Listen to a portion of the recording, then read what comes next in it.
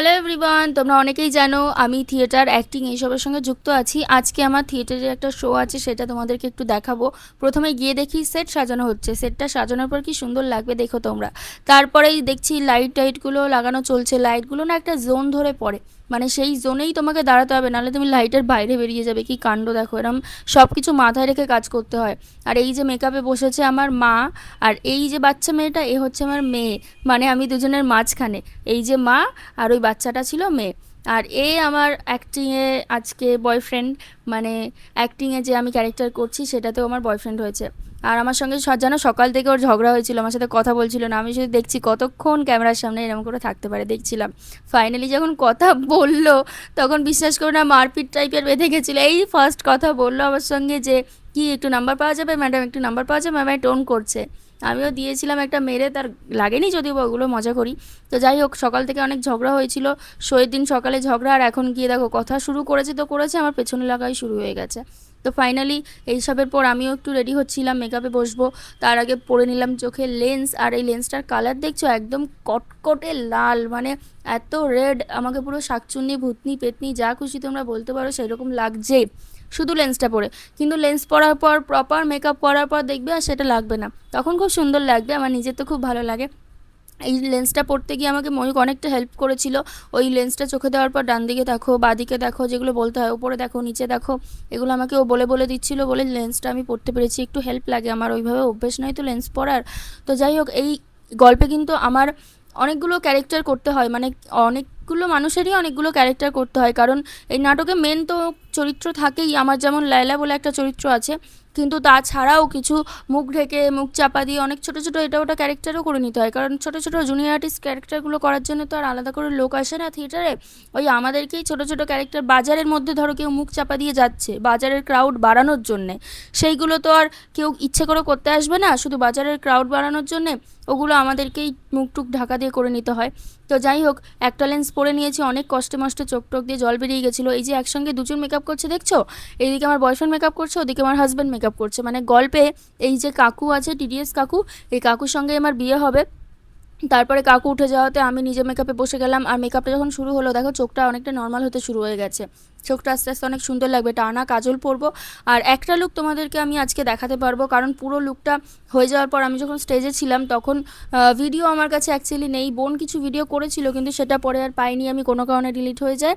তো আমার অ্যাক্টিংয়ের কোনো ফুটেজ তো আমি তোমাদেরকে আজকে দেখাতে পারবো না, তবে এই একটা লুক আমি দেখাতে পারি। দেখো কেমন লাগছে না, চুলগুলো লাগিয়েছি, এটা একটা ক্যারেক্টার যেটাতে আমি মুখ ঢেকেই যাচ্ছি আর কি। এটা আমার মেন ক্যারেক্টার নয়, তবে এটা খুব সুন্দর লাগে বলে তোমাদের দেখাচ্ছি। আমার মেন ক্যারেক্টার অন্য আছে, অন্য কোনো দিন এই শোটা যদি আবার হয় স্টেজে, এই নাটকটা, সেদিন তোমাদেরকে আবার ব্লগ করে আমার অ্যাক্টিংও কিছুটা দেখাবো। তো আমাদের অ্যাক্টিং শেষ হয়ে যাওয়ার পর হলো অন্য অ্যাক্টিং শুরু, সেটা আমি বসে বসে দেখছিলাম। এইরকম না কি অদ্ভুত ধরনের লাগছিল দেখতে, আমি ভিডিও করেছি, আমি নিজে কিছু বুঝতে পারছিলাম না এটা হচ্ছে না কি, মানে এটা অন্য একটা দল নাটক করছে, আমি দেখছি অডিয়েন্সে বসে বসে। আমাদের হয়ে যাওয়ার পর যে কেমন হয় অন্য দলের নাটকগুলো, কেমন নাটক হচ্ছে। রাজা এডিপাস আমার পিতা, রানী জোকাস্টা আমার মাতা, পলিনিসিস আমার ভাই, ওদের জীবন ট্র্যাজেডি সমস্ত কিছুর অংশ আমি, আমি আন্টিগোনে।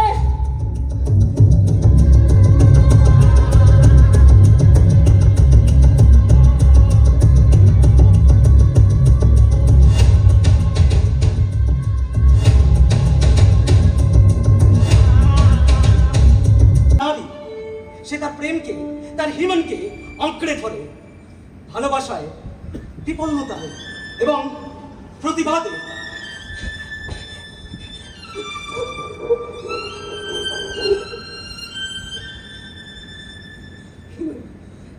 হিমন হিমন হিমন আমার জড়িয়ে ধরো, আমার শক্ত করে জড়িয়ে ধরো, তোমার শরীরে সমস্ত শক্তি দিয়ে আমার জড়িয়ে ধরো হিমন। হিমন আমি বলো, তুমি বলো যে তুমি আমায় ভালোবাসো, বলো বলো তুমি ভালোবাসো। I love you. I love you, Antigone. I love you. I love you. I love you. I love you, Antigone. তুমি বলো যে তুমি সবসময় আমার পাশে আছো। এই নাটকটা তো আমার মাথার ওপর দিয়ে বেরিয়ে গেল, কিছু বুঝলামই না। তার মানে এটা বুঝতে পেরেছি যে আমাকে থিয়েটারে আরও অনেক ডিপ ঢুকতে হবে, অনেক কিছু শিখতে হবে এইসব নাটকের মানে বোঝার জন্যে। নিশ্চয়ই কোনো অন্তর্নিহিত মানে তো থাকবেই না, নাহলে এত সুন্দর করে সেগুলো প্রেজেন্ট হতো না। তো যাই হোক, এরপরে আরও একটা নাটক হয়েছিল, যেই নাটকটার নাম ছিল মুখোশ। তো আমি ভাবলাম ওদের কিছু ইন্টারেস্টিং হবে, কিছু কমেডি হবে। অ্যাকচুয়ালি আমি একটু কমেডি লাভার। কমেডি, আমার ভিডিওগুলো দেখলেই তোমরা বুঝতে পারো আমি কতটা কমেডি লাভার। প্রপার কমেডি না হলেও চলবে, অন্তত একটু এন্টারটেনমেন্ট থাকলেই আমার ভালো লাগে। কিন্তু এই নাটকটায় এন্টারটেনমেন্ট ছিল বলতে পারি, কিন্তু সেই এন্টারটেনমেন্টটা হয়তো আমার হজম হয়নি। মানে আমি যে ধরনের এন্টারটেনমেন্ট পছন্দ করি সেটা হয়তো ছিল না। তো আমার একটু বোরিং টাইপের লেগেছে। তো এই যে দাদাটা দেখো কী সব করছে, এটাও আমার মাথার উপর দিয়ে চলে গেছে। এই দাদাটা যেটা করছে, এই নাটকটার নাম ছিল মুখোশ। এর আগে যেটা অ্যান্টিগোনে কী সব বলছিল, ওটার অন্য কিছু নাম ছিল, আমি ভুলে গেছি। কিন্তু এই দাদাটা যেগুলো করছে, কোনো কথা নেই, একটা শব্দ নেই, নাটকের কোনো মানে কথাই বলছে না, শুধু অভিনয় করছে, শুধু এক্সপ্রেশনস দিচ্ছে, শুধু অভিনয়ের মধ্যে দিয়ে বোঝাচ্ছে কিছু না কিছু। আমি যতটা বুঝতে পেরেছি আমি তোমাকে বলছি, এই দাদাটা কিন্তু একা নাটকটা করেছে, মুখোশ নামের নাটকটা একা এই দাদাটাই করেছে। আমি চিনি না এনাকে, প্রথমবার দেখলাম স্টেজে কিছু একটা করার চেষ্টা করছে। আমার মনে হলো অডিয়েন্সের মধ্যে থেকে কারোর একটা মুখ তুলে আনলো, কারোর একটা মুখোশ তুলে হাতে নিয়ে এলো, তারপরে সেই মুখোশটা নিজের মুখে পড়ে নিল, নিয়ে খুব খুশি হয়ে গেল। তারপরে অডিয়েন্সটা যেরকম খুশি ছিল এও খুশি হয়ে গেল, এরকম কিছু হয়তো করছে। এখন দেখো খুশির চোটে নাচানাচি করছে, তারপরে আবার নিজের মুখ থেকে এই মুখোশটা খুলবে। আচ্ছা, এখন হয়তো অন্য কারোর মুখোশ পছন্দ হয়েছে, তার থেকে হয়তো বলছে মুখোশটা আমাকে দাও, তোর মুখোশটা নিই বলে হয়তো তারটাও নিল, নিয়ে এবার হয়তো এটাও পড়ছে, পড়ে আবার ওই অডিয়েন্সের মতো এবার মুখ হয়ে যাচ্ছে, চেঞ্জ হয়ে যাচ্ছে, এরকম কিছু আমি বুঝেছি। কিন্তু এই নাটকগুলোকে কি বলে আমি সত্যিই জানি না, তোমরা যদি কেউ জানো কমেন্ট করো। কিন্তু এই নাটকগুলো বোঝার জন্য সত্যি আমাকে অনেক ডিপে এখনও ঢুকতে হবে, অনেকটা স্টাডি করতে হবে।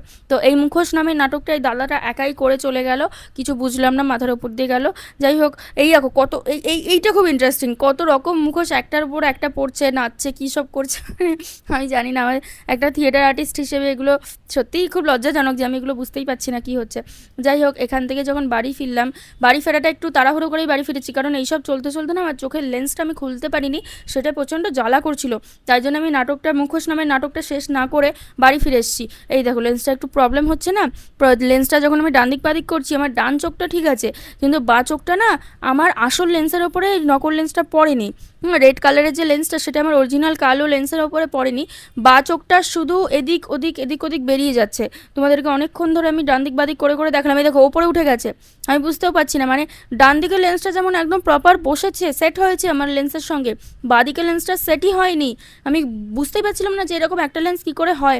তারপরে অনেক কষ্টে আমি আয়নার সামনে গিয়ে টেনে টুনে ওই বাঁ দিকের আমার লেন্সটা বার করলাম, তারপরে চোখটা একটু শান্ত হলো। চোখটা পুরো জ্বালা করছিল ভেতরে, বাবারে।